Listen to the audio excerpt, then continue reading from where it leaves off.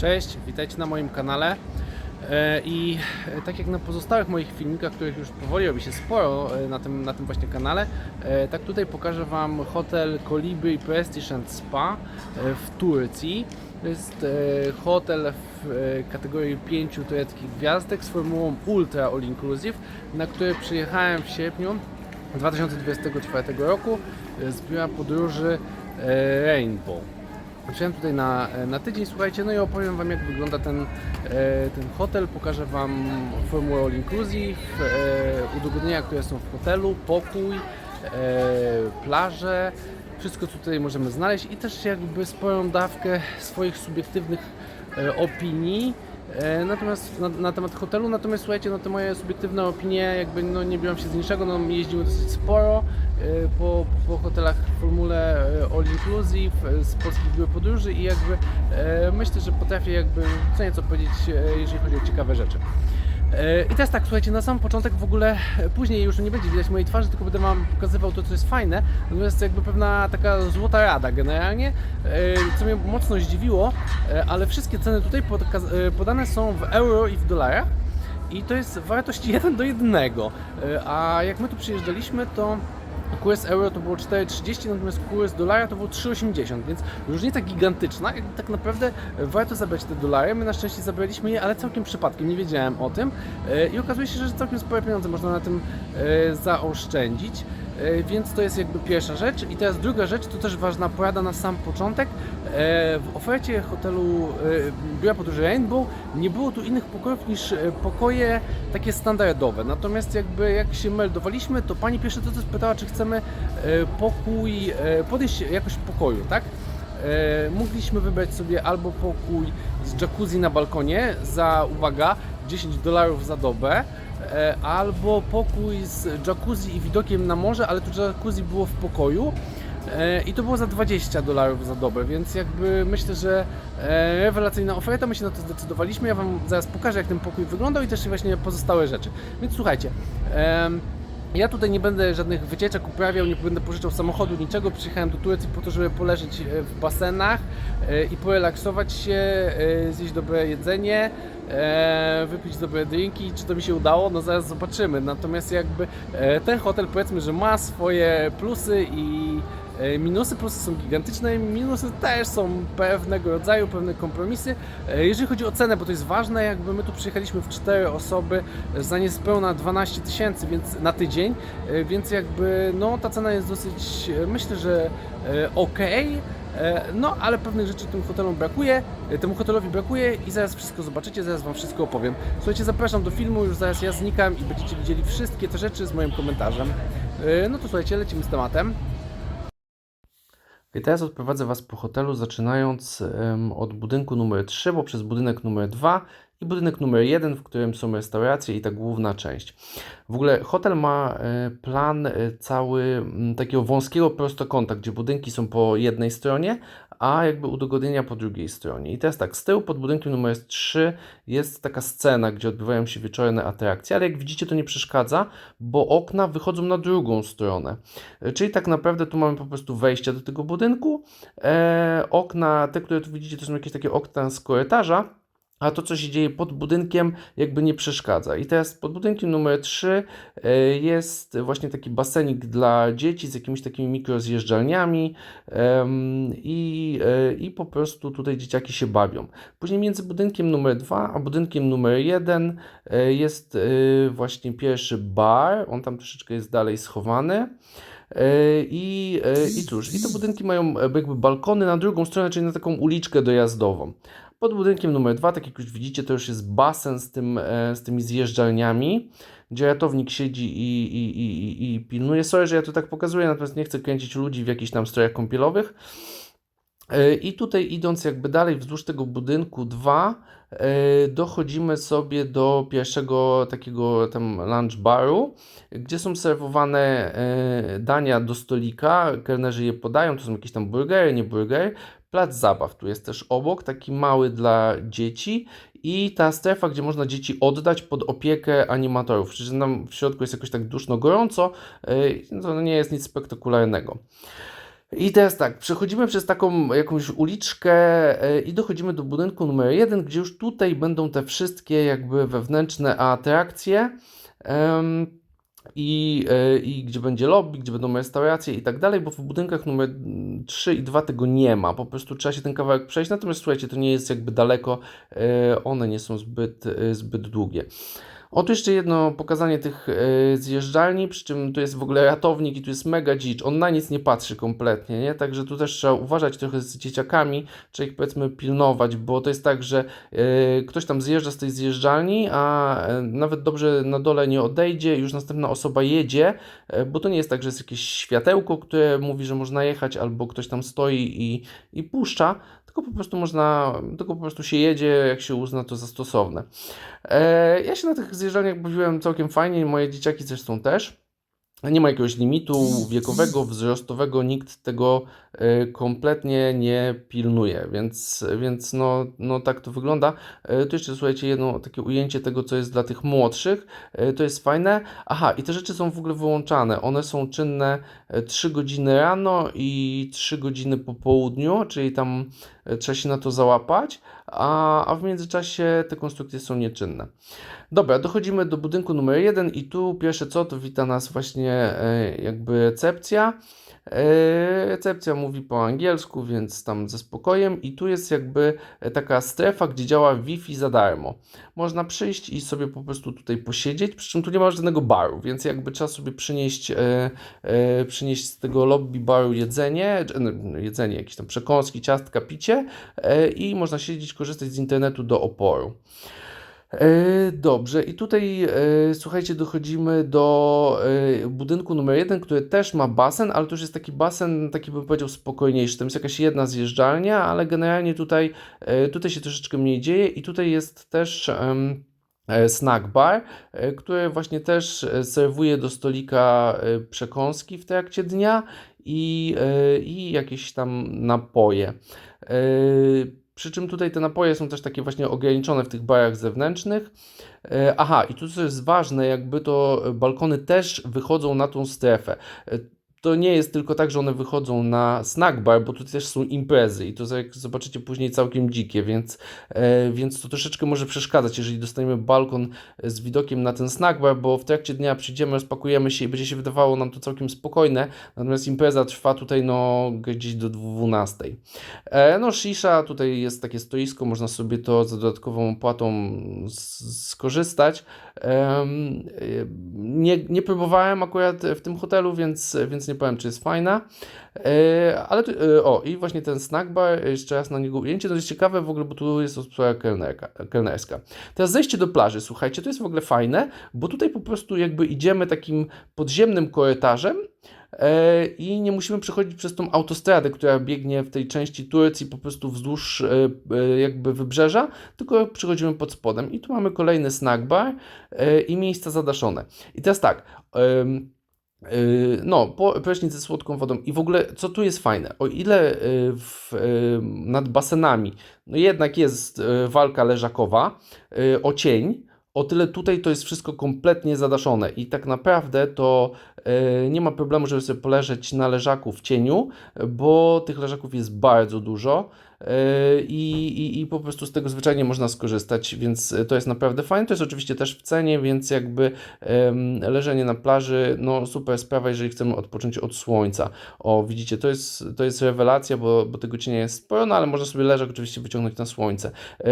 Materace na tych leżakach, one są dosyć wygodne, więc jakby to było naprawdę bardzo przyjemne.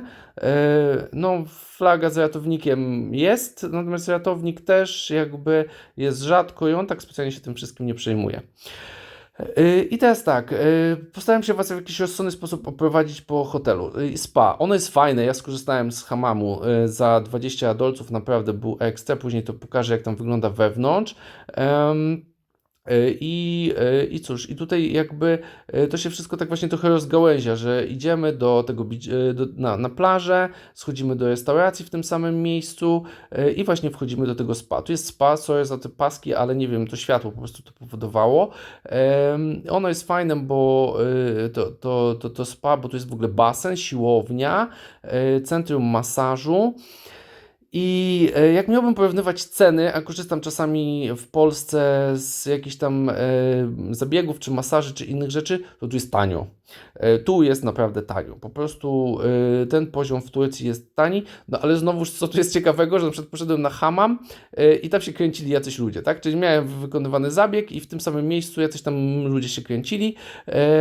No, jest sauna, można z niej skorzystać, chociaż nie wiem, czy w Turcji to jest najlepszy pomysł, ale ja korzystałem. Przed hammamem to jest zalecane, więc po prostu sobie z tego skorzystałem. Siłownia, jak w każdym hotelu, wygląda jak nówka sztuka. No, ludzie raczej w hotelach nie korzystają z siłowni, ale ona jest. Jeżeli chcemy, to jest bieżnia. No, w klimatyzowanym miejscu fajnie się biega. Imprezy, właśnie. I to jest ta impreza, o której mówiłem, sroga. No bo tak naprawdę, jeżeli mamy tu okna, no to tak naprawdę, no po prostu mamy disco pod oknem i jakby, cóż, no idziemy spać razem w disco. No brawa, jak gdzie niezła, tancerki, DJ, więc wyglądało to naprawdę rewelacyjnie, jakieś właśnie ognie, także te ekrany, więc naprawdę fajnie, no kurczę, nie ma się do czego przyczepić. Impreza całkiem fajna. Pokój. My wzięliśmy ten, słuchajcie, z dopłatą, przy czym różnica była tylko taka, że było to jacuzzi na balkonie, ale tak naprawdę wielkość pokoju się nie różniła. Więc pokój, klimatyzacja, ona miała fajne tryby, można było na noc ustawić sobie jakiś taki tryb cichy, więc nie przeszkadzała, tak leciutko wychładzała. My byliśmy w 4, więc mieliśmy taki pokój, gdzie było właśnie podwójne łóżko dla dziecka i jeszcze rozkładana sofa. Aha, no właśnie, z tym był problem. Generalnie nie było co zrobić z bagażem. To jest jakby szafa, tak? I koniec. Więc no trochę mało tego miejsca na tydzień, na 2 to już w ogóle sobie tego nie wyobrażam. Fajne było to, że była lodówka i słuchajcie, ta lodówka w ogóle pani sprzątaczka uzupełniała ją o herbatę mrożoną, wodę gazowaną i wodę niegazowaną codziennie, więc to naprawdę było rewelacyjne. I cóż, tam jeszcze, herbata, kawa, taki zestaw do parzenia sobie w pokoju. Telewizja była jakaś tam polska telewizja, także moje chłopaki oglądały sobie kabarety i jakieś bajki. Więc to też było spoko. No pokój naprawdę bardzo duży, sporo przestrzeni, oto ten rozkładany fotel i tak to właśnie wygląda, więc no powiem szczerze, nie ma się do czego przyczepić, to wszystko w ogóle nowe, no tylko ten minus z szafą. Balkon też bardzo duży, my w ogóle mieliśmy ten balkon z widokiem na budynek dla pracowników i tam czasami przychodzili pracownicy. No jeżeli chodzi o wieczorne jacuzzi, to było dziwne, ale ja sobie tam ustawiłem parasol, położyłem ręczniki na balustradzie, żeby móc swobodnie korzystać z tego jacuzzi, bo po prostu no ci pracownicy, no wychodzili wieczorem nam papierosa czy pogadać. Łazienka. Łazienka jak łazienka, słuchajcie, ale coś też mi miło w ogóle zaskoczyło, jakiś tam zestaw do golenia, w ogóle pianka do golenia, kosmetyki, więc to naprawdę było miłym akcentem i było bardzo fajne. Panie sprzątaczki codziennie sprzątały. Tam co prawda jest jakiś taki napis, że sprzątanie pokoju jest płatne 10 dolców czy coś, ale to jest jakieś takie turbo sprzątanie, a takie zwykłe ogarnianie nie. I co? I przechodzimy do takiej restauracyjki, czy właściwie baru, który był wewnątrz hotelu i on był tak, z ciastkami, tu było bardzo, bardzo dużo ciastek i drinki i uwaga, tego tam nie mam wystawionego, ale można dostać Ballantine'a. Ja wiem, że Ballantine's to nie jest jakaś whisky z górnej półki, czy w ogóle z żadnej półki, ale natomiast jest to lepsze niż lokalne. Bardzo ładnie tam w ogóle było i to co widzicie, jakby to wygląda naprawdę bardzo fajnie. I teraz tak, te ciastka. Czy one smakowały? No kurde, one mi nie smakowały. To są jak te tureckie wypieki, tak? Czyli to wszystko jest takie zalane jakimś takim słodkim syropem. Mi to nie podchodziło, natomiast wafelki były dobre. No wafelki jakieś tam familijne, no czasem można było coś fajnego trafić, ale to, że to jest takie jakby różnorodne i kolorowe, to nie jest super smaczne. I teraz tak, posiłki. Przechodzimy do posiłków. Wyciskane soki. Za jednego dolara sok z pomarańczy, więc ja się tym zajadałem. Co tu było w ogóle największym problemem na tych posiłkach? To, że większość z tych rzeczy była nieopisana, więc tak naprawdę to nie wiadomo co to było. No tamto to akurat były płatki i jakieś takie dodatki słodkie, owoce kandyzowane, ale ciężko powiedzieć naprawdę co to było, to taki trochę chybił trafił. Więc no, trzeba było się kierować mocą. No tak jak widzicie, no ja nie chcę tego tak dokładnie opowiadać, no natomiast jakby fryta na śniadanie, pani smażyła pankejki na żywo, to było ok, jakby to było smaczne, jak w każdym hotelu tak naprawdę właśnie, czyli miejsce do zrobienia tostów, chleb był dobry w ogóle. Co wam powiem, że jakby tak naprawdę jako Polacy jesteśmy trochę wybredni, to ten chleb był niezły. Wędlin nie było. To jakby, no nie było. Było jakaś taka mortadella pokrojona w paski, natomiast tu nie było szyneczki, tak? To nie. Sałaty, było bardzo dużo wybór sałat i znowu nieopisanych, więc jakby jak się znamy, to wiemy, jak się nie znamy, to strzelamy, tak? Pojawiały się tu różne dziwne rzeczy na tych śniadaniach, bo nawet widziałem frytki z ketchupem z kolacji, ale słuchajcie, tu nie można było chodzić głodnym, generalnie no tak naprawdę zawsze się coś tam znalazło, jak na tydzień to było ok, no tak jak widzicie, no miski z serem, tylko wszystko białe i tak naprawdę różni się odcieniem, a tu jakieś owoce w kolorze, no nie ma kareteczek, nie ma, to był minus. I co? Aha, i właśnie, pani smażyła też omlety na żywo.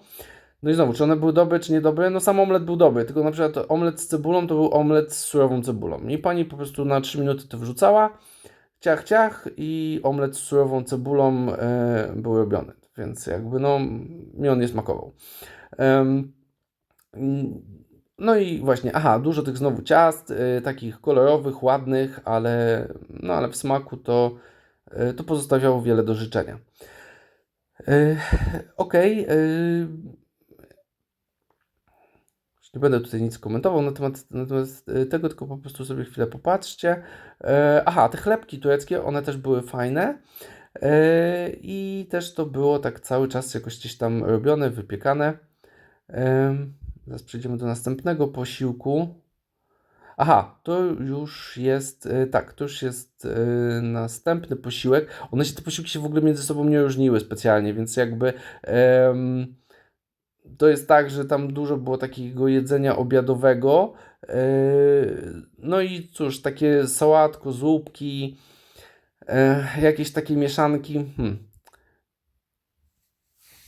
No widzicie sami, że to tak naprawdę nie wiadomo co to jest. Ser, właśnie, zestaw wegetariański, bo ja generalnie tak starałem się trochę bardziej wegetariańsko, to nie wynika z tego, że tam mój stosunek do zwierząt jest jakiś, tylko po prostu lekarz mi kazał, więc jest tego sporo, tak, czyli można było jakieś tam właśnie kotleciki i tak dalej pojeść, były rybki, kolacje były najlepsze, to wam powiem szczerze, kolacje były najfajniejsze, bo one były raz, że tematyczne, a dwa, że zaraz zobaczycie, były naprawdę na bogato. Obiady to jednak były obiady. I tu dochodzimy do kolacji, słuchajcie, to są owoce morza na przykład. Naprawdę po prostu to było mistrzostwo, tak? Jakby ilość tego i wybór był niesamowity i można było naprawdę popróbować, tak? Ta kolacja to było mistrzostwo świata, ale wszystkie te kolacje były fajne. I pani też robiła jakieś takie na żywo właśnie placki, ale to tam... Kolacja à la carte. Polecam, każdy raz może iść. I to było fajne, bo to było serwowane, co prawda było zaplanowane na godzinę, więc niezbyt długo. Zestaw dziecięcy był słaby tak naprawdę, bo to były jakieś takie mielone nuggetsy z frytkami i jakimiś warzywami, ale generalnie my sobie akurat wybraliśmy ryby i one naprawdę były fajnie zrobione, fajnie podane i to naprawdę było ekstra. To było tak typowo jak w restauracji, słuchajcie, czyli każda porcja nie była za wiele. Dobra, słuchajcie, dotarliśmy do samego końca, jeszcze jest 3 słowa podsumowania w żołnierskich słowach, bo się na sam koniec rozkorowałem i mam nadzieję, że uda mi się powiedzieć to, co chcę powiedzieć. Jakby bez smarkania, więc tak, jak ja oceniam ten hotel? Generalnie oceniam go nieźle, tak? To, co było super, to na pewno jest plaża, bo mimo iż piaszczystość żwirowa, tak jak nad całym Morzem Śródziemnym, to naprawdę bardzo fajnie przygotowana pod turystów, tak, czyli te zadaszenie, beach bar, słodka woda, super. Także to nam się bardzo podobało. Pokój, super rewelacja, duży pokój. Okej, jak czasami gdzieś coś odpadło, czy wyszło ze ściany, czy skrzypiło, no to tutaj no, tego niestety na bieżąco nie naprawiają, tak? Czy jacuzzi trochę nieposprzątane, minusy, ale generalnie pokój był duży. My byliśmy w tym nowym budynku, więc fajny, tak? W tych starszych budynkach nie wiem, nie ocenię. Jeżeli chodzi o all inclusive, no to oceniam najsłabiej, tak? Okej, to jest jakiś ultra all inclusive, dostępny całą dobę, ale widzieliście jak to wygląda tak naprawdę, tak? Wieczorem na kolację frytki, rano na śniadanie frytki z ketchupem. No jakby tego nie było, to po prostu lepiej by to generalnie wyglądało, tak? Nic nie opisane i tak dalej, czy jakiś pochowany Ballantines, żeby niby był, ale go nie było. Także tego Ola oceniam dosyć słabo. Jeżeli chodzi o te atrakcje, które były dookoła, animacje. Tu znowuż tak naprawdę to nie jest to samo jak w niektórych hotelach, że w ogóle ci animatorzy porywają cię cały dzień i tak dalej. No okej, były, bo były, ale generalnie nic nachalnie, tak? Jeżeli chodzi o te baseny i zjeżdżalnie, naprawdę rewelka, to mi się super podobało, tak? Jeżeli jakby no miałbym oceniać w jakiejś, nie wiem, kategorii darka, tak? No moja kategoria, takie 4/5 generalnie, czyli warto przyjechać, jeżeli wyszarpiecie dobrą cenę w jakimś biurze podróży, to naprawdę warte, to fajny hotel, no ale z drugiej strony no, nie przepłacałbym za Prestige and Spa 5 gwiazdek Ultra All Inclusive, bo to nie jest takie Ultra All Inclusive, jakie powiedzmy byśmy dostali, nie wiem, w Europie, czy nawet w niektórych krajach, niektórych jakby hotelach jakby tureckich, no jest lekko naciągnięte, tak? I słuchajcie, dzięki za dotarcie do końca filmu, pamiętajcie, subskrybujcie mnie, lajkujcie, piszcie pytania, chętnie na nie odpowiem i słuchajcie się, no trzymajcie się do następnego filmu, cześć!